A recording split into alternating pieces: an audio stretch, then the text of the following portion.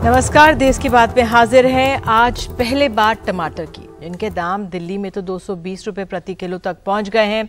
पिछले कुछ हफ्तों से टमाटर का भाव 100 रुपए से ऊपर ही बना हुआ है। ऐसे में केंद्र सरकार ने, उपभोक्ता मंत्रालय ने राष्ट्रीय कृषि कोऑपरेटिव फेडरेशन से कहा है कि आंध्र प्रदेश, कर्नाटक, महाराष्ट्र से टमाटर खरीदे जाएं और उन राज्यों में वितरित किए जाएं जहां टमाटर के भाव उछाल पर हैं। सरकार का ये भी कहना है कि फिलहाल गुजरात, मध्य प्रदेश, महाराष्ट्र, आंध्र प्रदेश से टमाटर आ रहे हैं। कम दाम में दिल्ली और एनसीआर में टमाटर शुक्रवार तक पहुंच जाएंगे। दिल्ली में फिलहाल हिमाचल प्रदेश और कर्नाटक से टमाटर आ रहे थे। टमाटर और खेती, हालांकि बता दें देश के हर राज्य में होती है इसकी खेती, लेकिन दक्षिण और पश्चिमी राज्यों का योगदान 60% है इनका। तो जो ये समस्या है, इसको समझाने के लिए हमारे साथ खास मेहमान आज हैं अशोक गुलाटी, इन्फोसिस चेक प्रोफेसर हैं और आपको बता दें सीएपीसीआई के अध्यक्ष भी रह चुके हैं, हमारे साथ जुड़े हुए। बहुत बहुत धन्यवाद सर।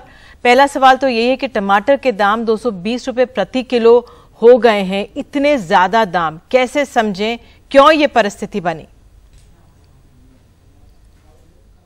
देखिए, ये कोई एबनॉर्मल सिचुएशन नहीं है। जिस समय बरसात का सीजन है, अनसीजनल रेंज जहां टमाटो प्रोडक्शन होता है, कोलार रीजन है या छिंदवाड़ा रीजन है, वहां प्रोडक्शन का काफी डैमेज हुआ है। सप्लाई लाइंस डिसरप्ट हो रही हैं और उसका फायदा कुछ ट्रेड भी उठाता है। और अगर आप कुछ दिन के लिए कंट्रोल नहीं कर सकते उसका कंजम्पशन, तो ये स्पाइक तो आएगी। तो इस समय अगर हमारे यहाँ प्रोसेस टमाटो हो, टमाटो पूरी जैसे सारी दुनिया यूज करती है एडवांस्ड वर्ल्ड में, तो अगर फ्रेश का प्राइस ऊपर जाता है, इस तरह के दूसरे टमाटर जो प्रोसेस्ड फॉर्म में है उसको यूज करते हैं। तो उस तरह के कुछ समाधान करने पड़ते हैं। शॉर्ट टर्म में अभी कुछ नहीं, अभी इंतजार कीजिए और 3-4 हफ्ते, और उसके बाद अपने आप ये सबसाइड हो जाएगा। ठीक है, तो आप कह रहे हैं 3-4 हफ्ते की बात है सर, लेकिन कभी टमाटर तो कभी प्याज के दाम इतने बढ़ते हैं। कंज्यूमर एक तरफ परेशान होता है तो दूसरी तरफ किसान को भी क्या मिल पाता है, उनकी भी समस्याएं रहती हैं। जो प्याज की समस्या है वो थोड़ी डिफरेंट है टमाटर से, क्योंकि प्याज को स्टोर किया जा सकता है ऑलमोस्ट 6 महीने तक। ठीक है, तो जिस समय एक्सेस प्रोडक्शन होता है तो वहां स्टोरेज करके उसकी भी प्रोसेसिंग की जा सकती है। टमाटो फ्लेक्स बने, उसके जो अनियन पाउडर बन जाता है, डिहाइड्रेटेड अनियन जिसको हम कहते हैं, वो यूज किया जा सकता है। जो अभी कुछ बहुत थोड़ा सा डेवलप हुआ है इंडिया में, गुजरात में कुछ बना रहे हैं, महाराष्ट्र में शुरू हो, कुछ एक्सपोर्ट करें, तो उससे स्टेबलाइजेशन ऑफ प्राइसेस हो सकता है। लेकिन जो मेन चीज है, जो फार्मर स्टोर करता है, उसमें 25% के आसपास जो प्याज है वो वेस्ट चले जाता है, तो उसकी भी उसको पूर्ति करनी पड़ती है प्राइस से। तो नॉर्मल जो कंज्यूमर पे कर रहा है, आप और मैं अगर दिल्ली में बैठे हुए पे कर रहे हैं, तो फार्मर को उसका 1/3 के आसपास मिलता है। और जब ज्यादा प्रोडक्शन होता है तो 1/3 भी नहीं मिलता, 1/4 ही मिलता है। तो अगर 100 रुपया किलो आप देते हैं तो उसको 25 रुपए ही मिलते हैं, ज्यादा से ज्यादा 30-33 रुपए मिलते हैं। तो ये वैल्यू चेन्स को ठीक करने के लिए रिफॉर्म्स चाहिए, जिसमें डायरेक्ट प्रोड्यूसर ऑर्गेनाइजेशंस जो हैं उसको कंज्यूमर्स तक डायरेक्ट पहुंचाएं, और बीच में कई इंटरमीडियरीज जो इन्वॉल्व होते हैं वो कंप्रेस की जाए वैल्यू चेन, और स्टोरेज फैसिलिटीज बेटर बनाई जाए, कोल्ड स्टोरेजेस। तो उसमें जो लॉस है, प्रोडक्शन हार्वेस्ट लॉस, जो पोस्ट हार्वेस्ट लॉस जिसको हम कहते हैं, वो 25% से कम होके 5-6-8% तक रह जाता है। लेकिन टमाटर में आप स्टोर नहीं कर सकते ज्यादा दिन, तो वो तो 10-15 दिन की लाइफ है उसकी। उसमें अगर आपने ठीक तरह से, अगर ज्यादा प्रोडक्शन है तो ओनली वे आउट इज उसको प्रोसेस कर दें, और वो प्रोसेस्ड फॉर्म जो है टमाटो पूरी जिसको हम कहते हैं, वो यूज करें, थ्रू आउट द ईयर भी कर सकते हैं, सारी दुनिया यूज करती है, हिंदुस्तान अभी बहुत पीछे है उससे। तो ये फ्रेश की ये समस्या तो रहेगी, हीट वेव भी आएगी, उसमें भी डैमेज होगा, बरसात होगी तो उसमें भी डैमेज होगा और प्राइसेस स्पाइक करेंगे उस सब। लेकिन लकी यही है कि ये 2 महीने के बाद ज्यादा से ज्यादा दूसरी क्रॉप आने का हो जाता है। तो ये 1 महीने की समझिए प्रॉब्लम है और उसके बाद situation will be much under control. Sir, आपने रिफॉर्म्स की बात की, स्टोरेज की बात की और सरकारें ऐलान करती रहती हैं, तो ऐसे में फैसिलिटी कितनी बेहतर हुई है? अगर हम पिछले 5 या 10 साल की बात करें, कितना बदलाव देखा है आपने, या ये पूछे आपसे कि सरकारों को क्या करने की जरूरत है? देखिए, जिस हिसाब से हमारा प्रोडक्शन है उस हिसाब से हमारी स्टोरेज फैसिलिटीज बहुत कम है, और जो स्टोरेज फैसिलिटीज हैं भी उनकी क्वालिटी बहुत पुअर है। जैसे अनियन का ही मैं केस आपको बता दूं कि अनियन में जो फार्मर स्टोर कर रहा है वो बहुत ही रूडिमेंट्री मेथड है और उसमें 25% का लॉस हो जाता है। अगर मॉइस्चर ज्यादा है तो उसमें शूट्स आ जाते हैं, वो यूज नहीं हो सकता। अगर बहुत ड्राई है तो उसमें वेट लॉस हो जाता है।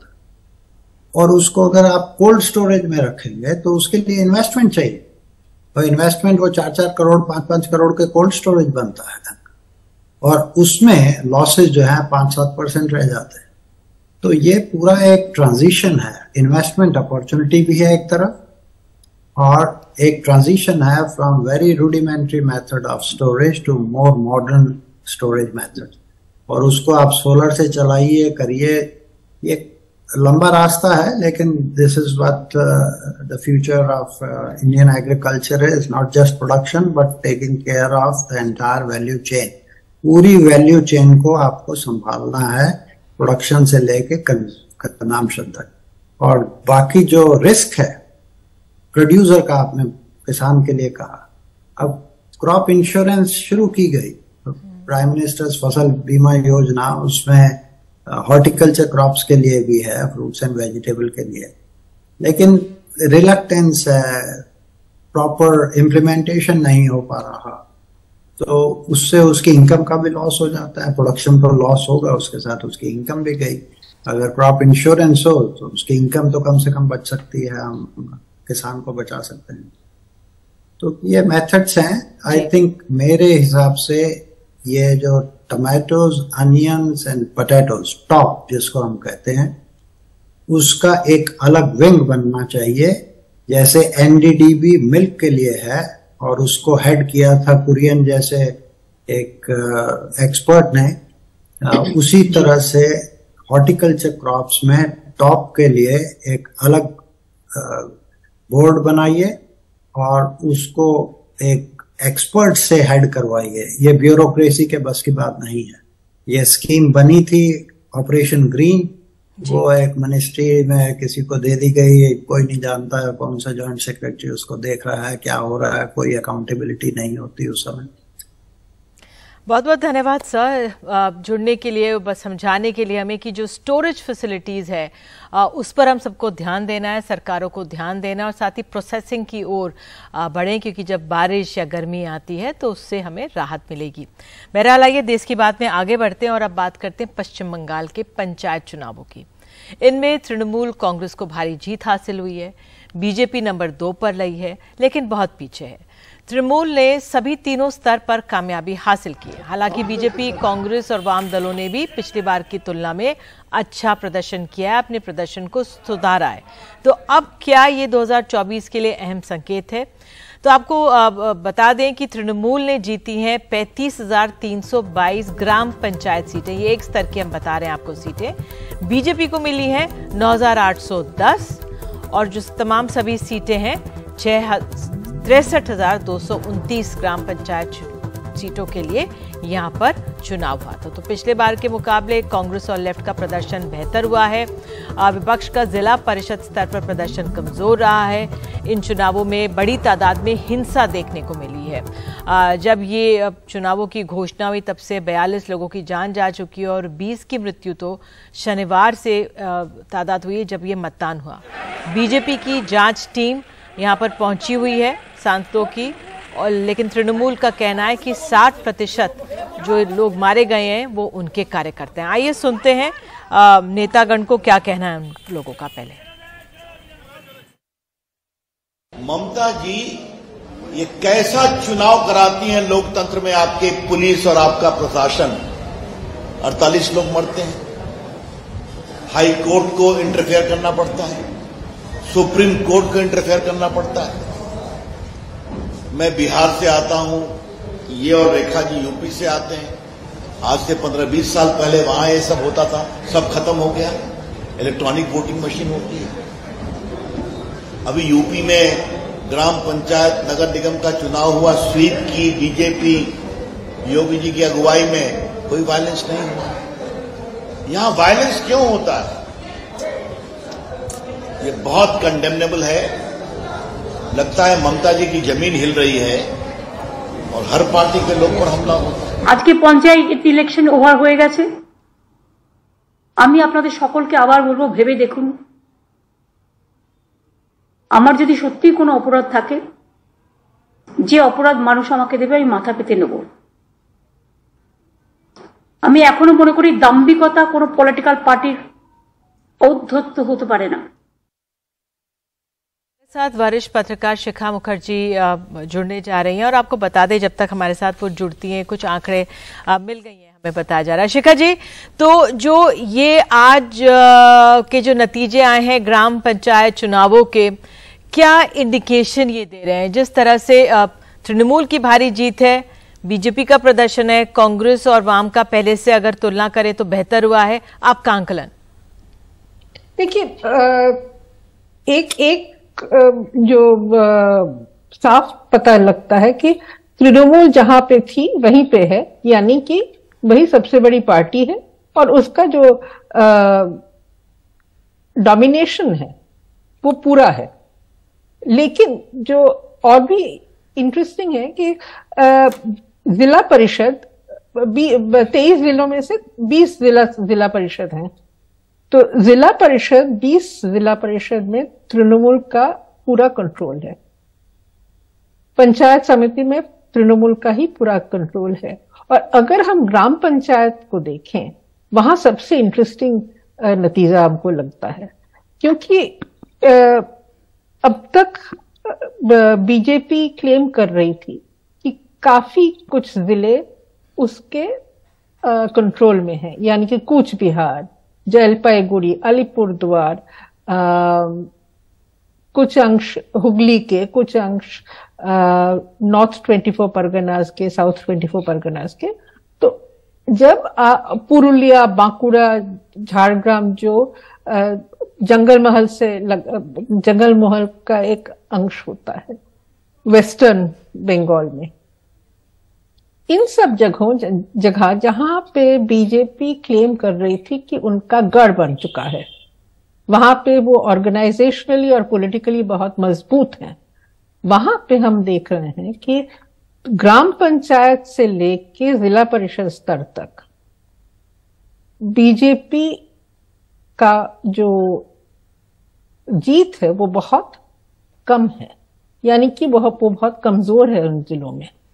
और अगर आप इसके साथ ये हिंसा की जो राजनीति है, इसको आप उसके साथ जोड़ते हैं, तो देखेंगे कि कुछ जिलों में जहां पे बीजेपी अब तक कह रही थी कि वो उनका वो मजबूत गढ़ है, वहां पे कुछ हिंसा हुई है, लेकिन जो ज्यादा हिंसा वायलेंस जो हुई है वो मुर्शिदाबाद और मालदा में हुई है, जो कि कांग्रेस का गढ़ है। ठीक है, कांग्रेस का गढ़ था। हाँ। और पुरुलिया, बांकुड़ा और झारग्राम, ये जो जिला है, इन 3 जिलों में जहां बीजेपी अपना गढ़ मांगती थी, वहां पे कोई वायलेंस नहीं है। तो लगता ऐसा ही है कि ये जो वायलेंस का जो चरित्र निकलता है कि जहां पे सबसे ज्यादा टक्कर हुआ है वहीं पे, यानी कि कौन सबसे ज्यादा मजबूत पार्टी है, वहां पे ही वायलेंस हुआ है। बाकी जगह में बीजेपी अपना जगह खो डाली है। ठीक है, संक्षेप में मैम, इस बार तो एक ये बात साफ हो गई कि अन्य जगहों, अन्य राजनीतिक दलों को भी जगह मिल रही है। जिस तरह से सीपीएम, कांग्रेस का भी प्रदर्शन बेहतर हुआ है, आईएसएफ का प्रदर्शन भी अच्छा बताया जा रहा है, इसका क्या इंडिकेशन है? देखिए, आईएसएफ 2021 साल में उसका जन्म हुआ था, यानी कि ऐसे विधानसभा चुनाव के साथ साथ ही उसका जन्म हुआ था। तो आईएसएफ अपना ताकत बढ़ाने की कोशिश कर रही है। आईएसएफ अपने आप को सेक्युलर फ्रंट बोलती है, लेकिन वो रिप्रेजेंट करती है सेक्युलर मुसलमान वोटर्स को, और उसका जो कंपटीशन है वो तृणमूल के साथ है, क्योंकि अब तक मुस्लिम वोट्स पश्चिम बंगाल में तृणमूल का एक तरफा नहीं है, वो कांग्रेस सीपीएम के बीच भी बढ़ जाता है। लेकिन ये आईएसएफ जो है वो अभी क्लेम कर रहा है कि वो रिप्रेजेंट करता है। तो ये एक उभरती नई एक ताकत है जो अपने आप को एस्टैब्लिश करने की पूरी कोशिश कर रहा है, और इसका जो नतीजा है वो है वायलेंस। बिल्कुल, और ये वायलेंस हुआ है, और सवाल बहुत है, तमाम चीजें, लेकिन मुझे बताया जा रहा है समय कम है। 2018 में जिस तरह से टीएमसी 34% सीटें अनकंटेस्टेड जीती थी, इस बार सिर्फ 9.4%। तो बहुत तमाम इंडिकेशंस हैं। मैम, आप हमारे साथ जुड़ी हैं, इसके लिए बहुत बहुत धन्यवाद, समझाने के लिए बहुत बहुत धन्यवाद आपका। तो आइए देश की बात में आगे बढ़ते हैं, और आपको बता दें जो विपक्षी एकता की बात जो कही जा रही है, पटना में 15 विपक्षी दल जुटे थे, लेकिन बेंगलुरु में 24 दल बैठक करने वाले हैं। 17-18 जुलाई को इस बैठक में कई और दल शामिल होंगे। कांग्रेस से तनातनी के बावजूद अब आम आदमी पार्टी भी इस बैठक में रहेगी, और बैठक का एजेंडा साफ इस बार कर दिया गया है, 3 वर्किंग ग्रुप्स बनाए जाने। और एक और अहम जानकारी आपको दे दें कि अब एक मंच पर नजर आएंगे शरद पवार और प्रधानमंत्री नरेंद्र मोदी। 1 अगस्त को प्रधानमंत्री मोदी को मिलेगा लोकमान्य तिलक अवार्ड। पुणे में ये समारोह आयोजित होगा। शरद पवार मुख्य अतिथि होंगे। तो शरद पवार और प्रधानमंत्री साथ दिखेंगे एक ही मंच पे। जब एनसीपी खेमे से पूछा गया तो उनका कहना है कि ये कार्यक्रम 1 महीने पहले ही तय हो गया था। ಇದರ ಸಂಪೂರ್ಣ ನೇತೃತ್ವವನ್ನು ವಹಿಸಿಕೊಂಡು ನಮ್ಮೆಲ್ಲರಿಗೂ ಕೂಡ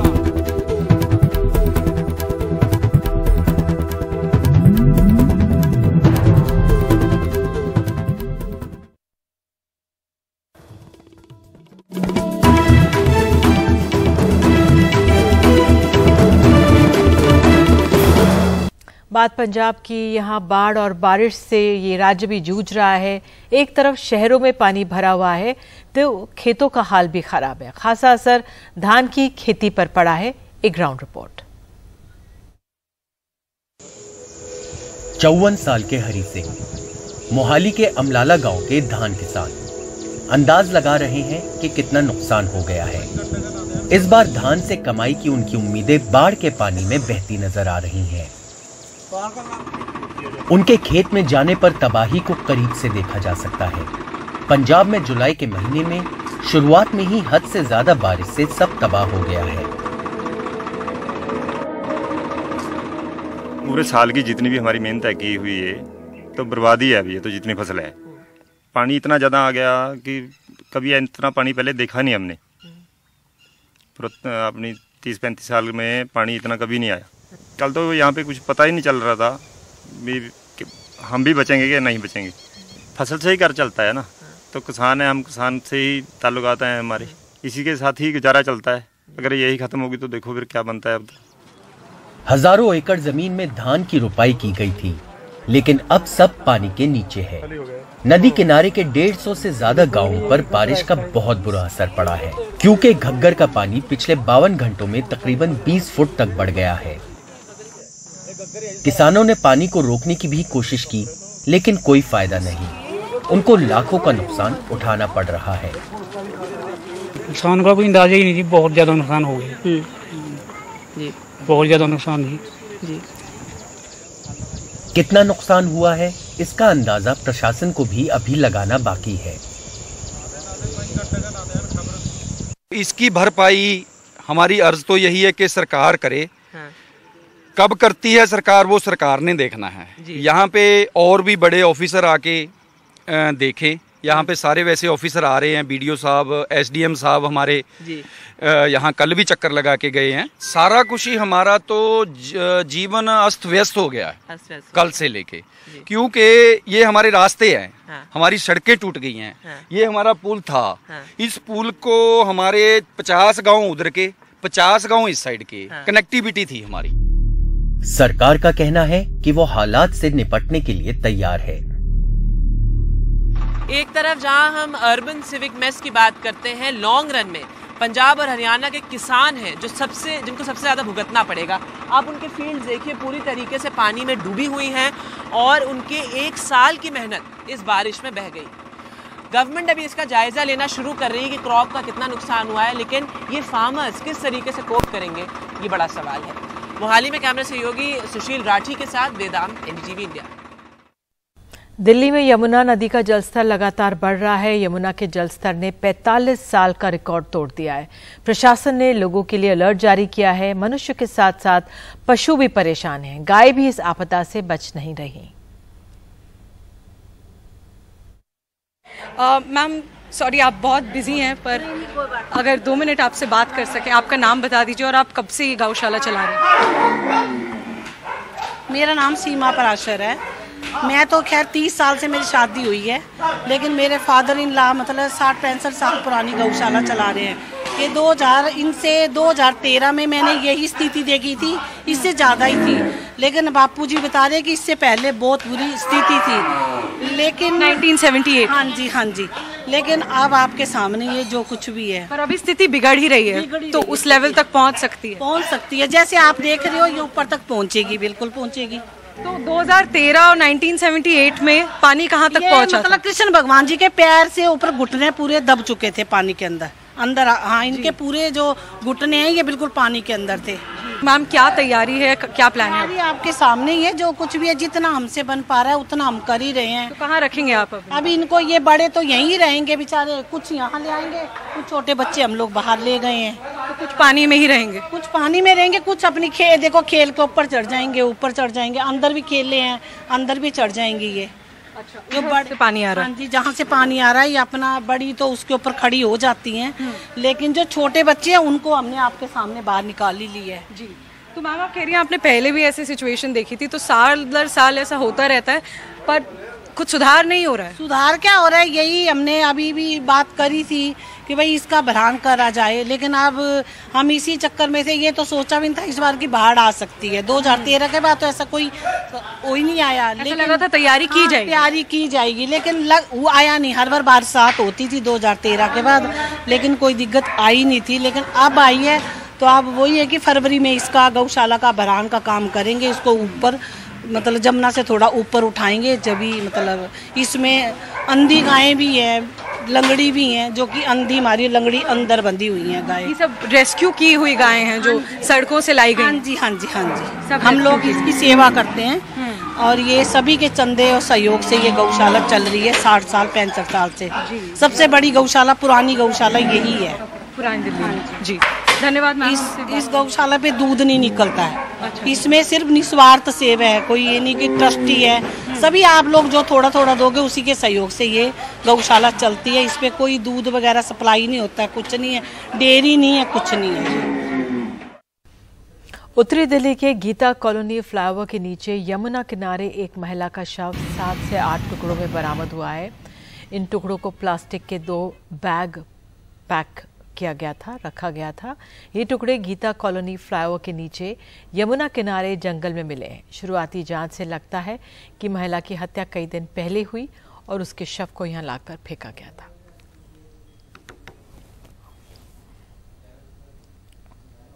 और इसी के साथ देश की बात में आज के लिए इतना ही, लेकिन खबरों का सिलसिला जारी रहेगा। नमस्कार।